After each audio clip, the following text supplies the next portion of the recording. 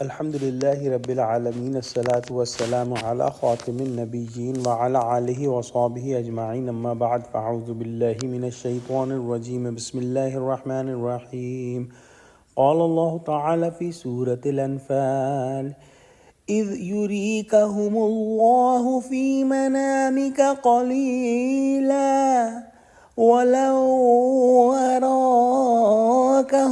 كَثِيرًا لَفَشِلْتُمْ وَلَتَنَازَعْتُمْ فِي الْأَمْرِ وَلَكِنَّ اللَّهَ سَلَّمَ إِنَّهُ عَلِيمٌ بِذَاتِ الصُّدُورِ۔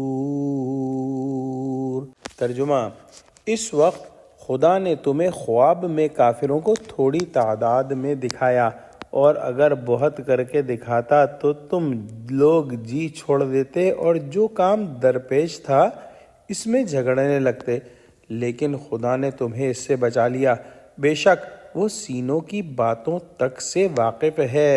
جیسا کہ پہلے بیان ہو چکا کہ سورہ انفال میں غزوہ بدر کی تفصیلات ہیں، اور اس کے بارے میں ہم یہ پڑھ چکے ہیں کہ مسلمان قلیل تعداد میں بالکل بے سر و سامان تھے، جبکہ کفار کثیر تعداد میں کیل کانٹے سے لیس اور بھرپور مسلح تھے۔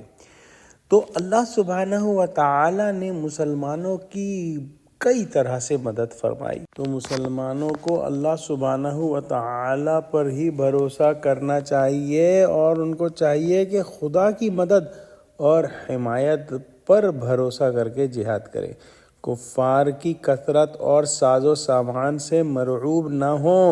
جیسے جنگ بدر میں دیکھ چکے کہ خدا نے مسلمانوں کی کیا ہی خوب امداد اور کیا ہی خوب حمایت کی۔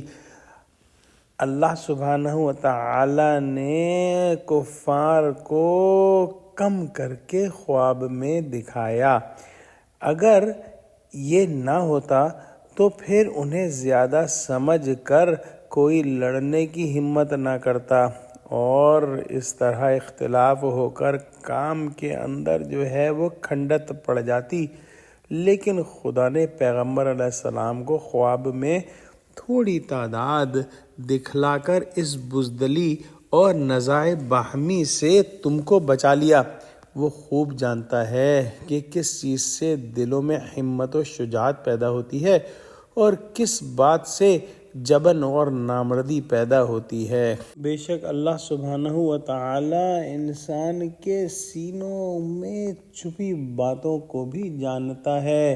میڈیکل سائنس کی روح سے ایک قسم کے خیالات تو وہ ہیں جو کہ کانشیس مائنڈ کے اندر ہوتے ہیں، جن کو انسان جانتا ہے، لیکن 95% تک کے خیالات جو ہیں سب کانشیس مائنڈ میں ہوتے ہیں، جو کہ فوراً اس کی پہنچ سے باہر ہوتے ہیں۔ لیکن اللہ سبحانہ و تعالی تو انسان کے سب کانشیس مائنڈ تک کو جانتا ہے۔ دعا کرتے ہیں کہ اللہ سبحانہ و تعالی ہم کو قرآن کا فہم عطا فرما، ہم کو سچوں سے جوڑے، ہم کو کامل ایمان اور بہترین اعمال کرنے والا بنا دے۔ آمین۔ وآخر دعوانا الحمدللہ رب العالمین۔ السلام علیکم ورحمۃ اللہ وبرکاتہ۔